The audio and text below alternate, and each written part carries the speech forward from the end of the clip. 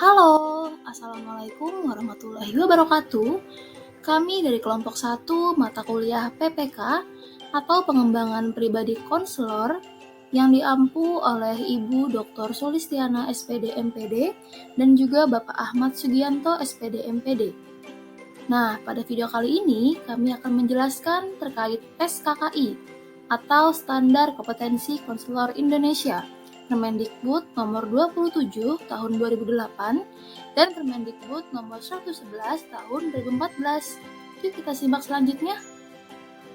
Oke, sebelum kita lanjut ke pembahasan materinya, kita kenalan dulu yuk sama anggota kelompok 1.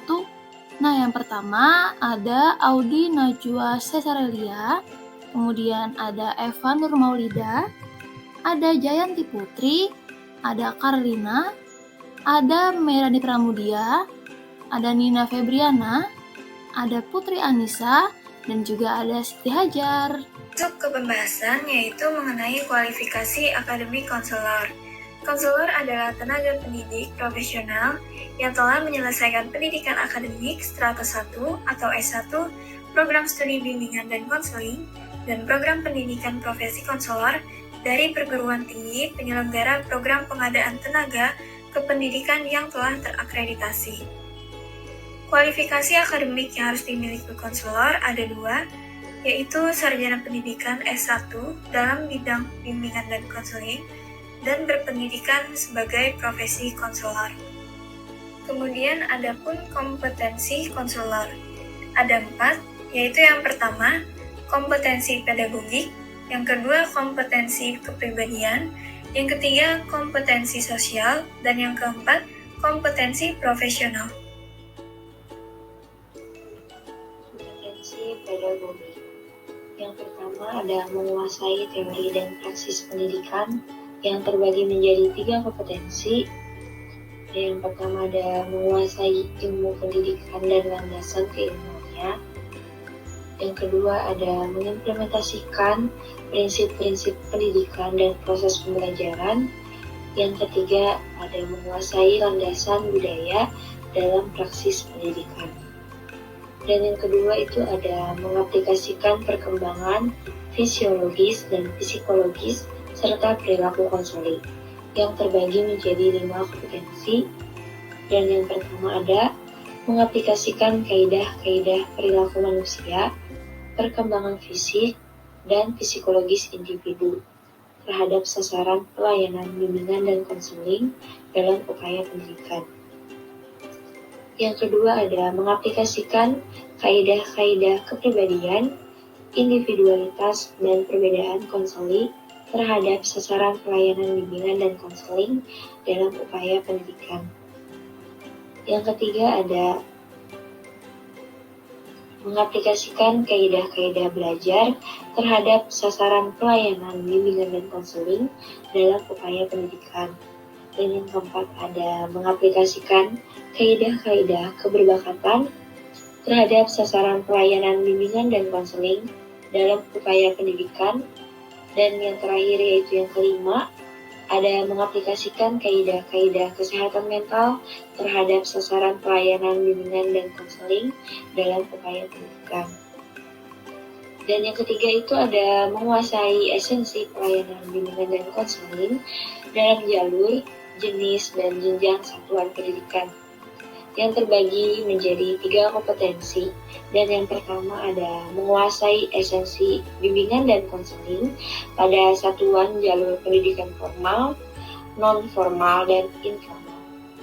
Yang kedua, menguasai esensi bimbingan dan konseling pada satuan jenis pendidikan umum, kejuruan, keagamaan, dan khusus. Dan yang terakhir, ada yang ketiga, menguasai esensi bimbingan dan konseling pada satuan jenjang pendidikan usia dini, dasar, menengah, dan tinggi.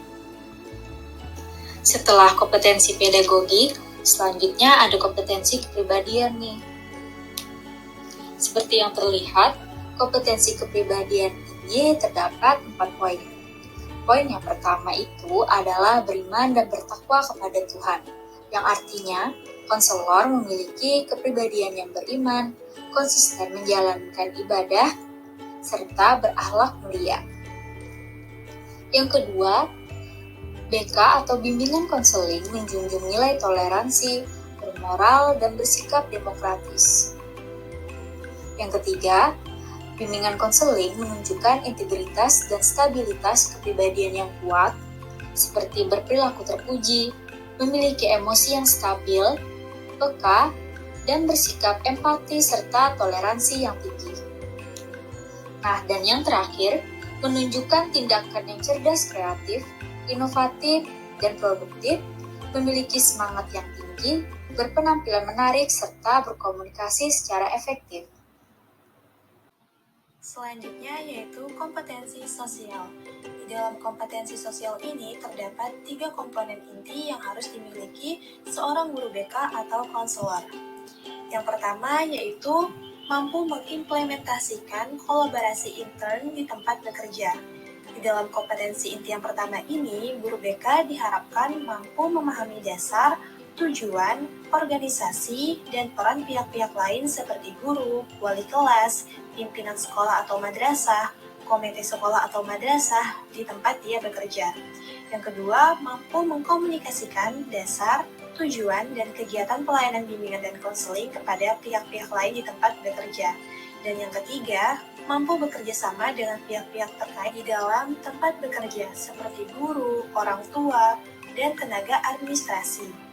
Kompetensi inti yang kedua yaitu guru BK atau konselor berperan dalam organisasi dan kegiatan profesi bimbingan dan konseling. Maka di dalamnya guru BK maupun konselor mampu memahami dasar, tujuan, dan AD atau ART organisasi, profesi bimbingan dan konseling untuk pengembangan diri dan profesi. Yang kedua, mampu menaati kode etik profesi bimbingan dan konseling. Dan yang ketiga, mampu aktif dalam organisasi profesi bimbingan dan konseling untuk pengembangan diri dan profesi. Dan kompetensi inti yang ketiga yaitu mampu mengimplementasikan kolaborasi antar profesi. Di dalamnya, guru BK dan atau konselor mampu mengkomunikasikan aspek-aspek profesional bimbingan dan konseling kepada organisasi profesi lain. Yang kedua, mampu memahami peran organisasi profesi lain dan memanfaatkannya untuk suksesnya pelayanan bimbingan dan konseling. Yang ketiga, mampu bekerja sama dalam tim bersama tenaga para profesional dan profesional profesi lain. Dan yang terakhir, guru BK ataupun konselor mampu melaksanakan referral kepada ahli profesi lain sesuai dengan keperluan. Selanjutnya adalah kompetensi profesional. Kompetensi profesional ini memiliki 7 poin, yang mana masing-masing poin itu memiliki poin pembahasan lainnya. Nah, poin yang pertama yaitu menguasai konsep dan praksis asesmen untuk memahami kondisi, kebutuhan, dan masalah konseling. Poin ini memiliki beberapa pembahasan. Yang pertama yaitu menguasai hakikat asesmen. Yang kedua, memilih teknik asesmen sesuai dengan kebutuhan, pelayanan, bimbingan, dan konseling. Yang ketiga, menyusun dan mengembangkan instrumen asesmen untuk keperluan bimbingan dan konseling. Yang keempat, mengadministrasikan asesmen untuk mengungkapkan masalah-masalah konseling. Yang kelima, memilih dan mengadministrasikan teknik asesmen pengungkapan kemampuan dasar dan kecenderungan pribadi konseling. Yang keenam, memilih dan mengadministrasikan instrumen untuk mengungkapkan kondisi aktual konseling berkaitan dengan lingkungan. Yang ketujuh, mengakses data dokumentasi tentang konseling dalam pelayanan bimbingan dan konseling. Yang kedelapan, menggunakan hasil asesmen dalam pelayanan bimbingan dan konseling dengan tepat. Yang kesembilan, menampilkan tanggung jawab profesional dalam praktik asesmen.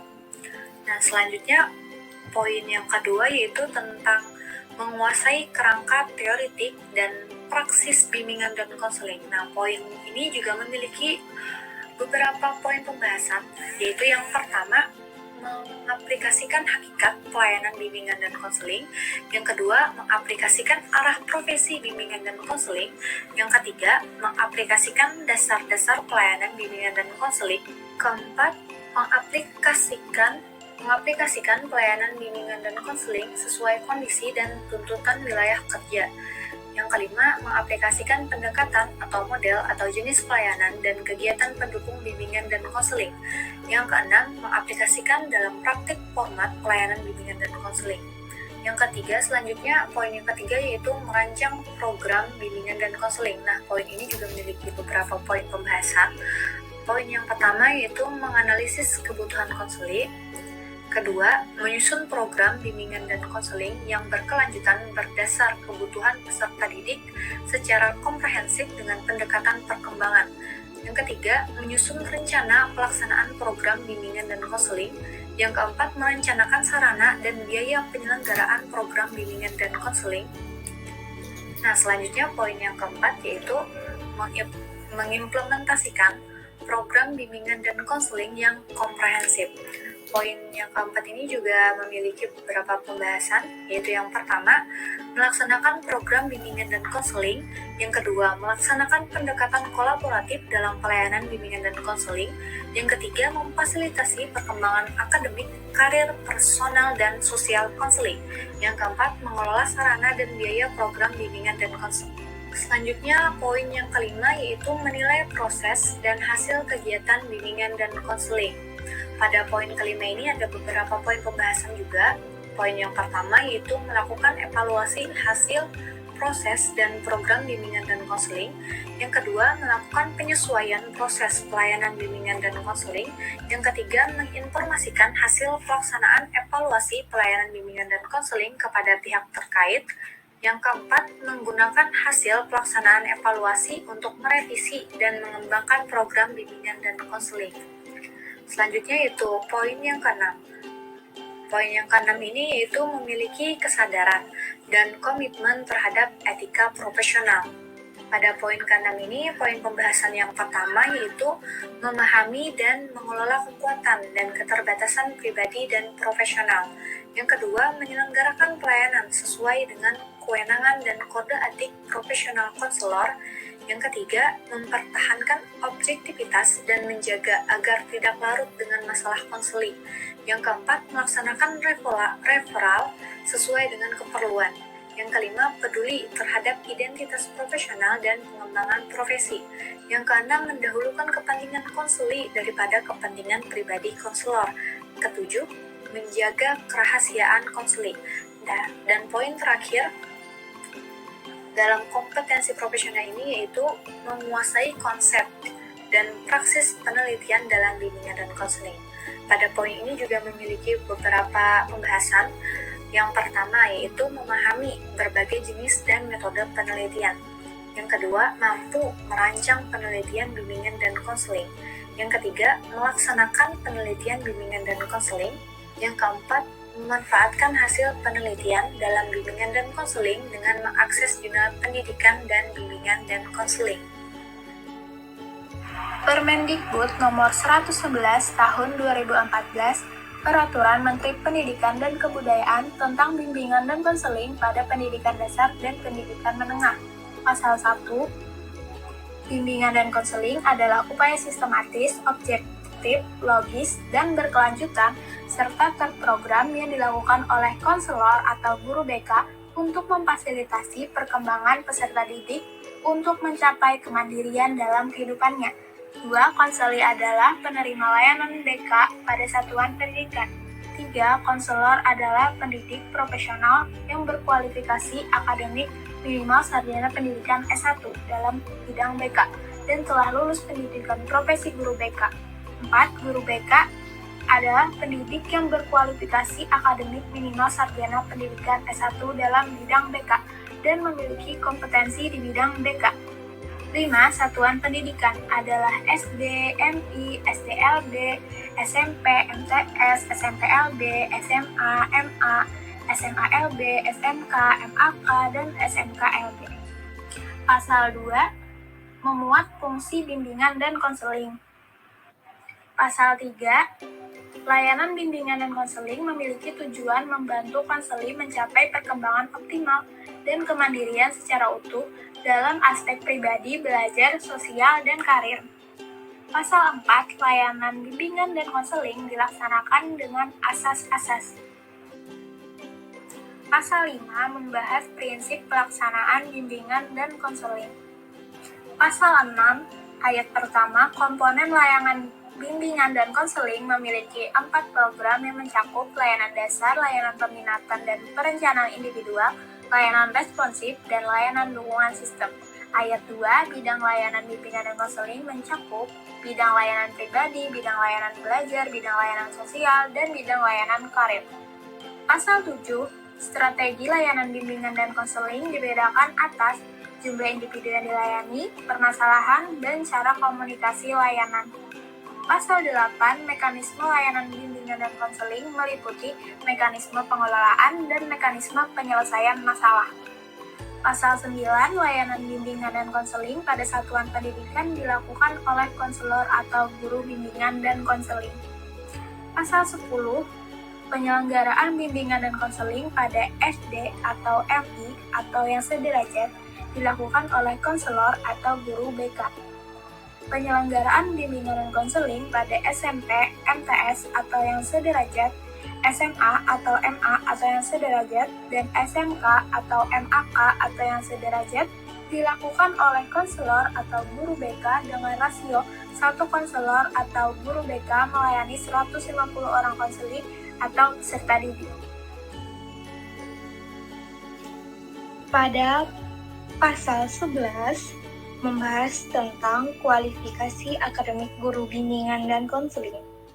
Pada pasal 12 membahas tentang pelaksanaan bimbingan dan konseling pada pendidikan dasar dan pendidikan menengah.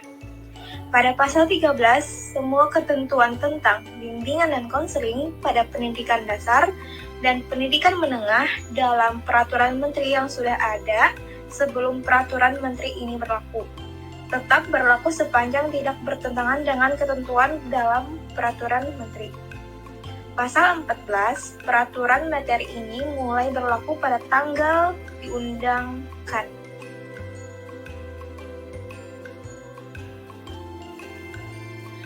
Sekian video pembelajaran kali ini. Semoga bisa memberi wawasan tambahan ilmu baru tentang materi apa yang telah kami jelaskan pada kali ini. Salah hilap mohon maaf. Wassalamualaikum warahmatullahi wabarakatuh.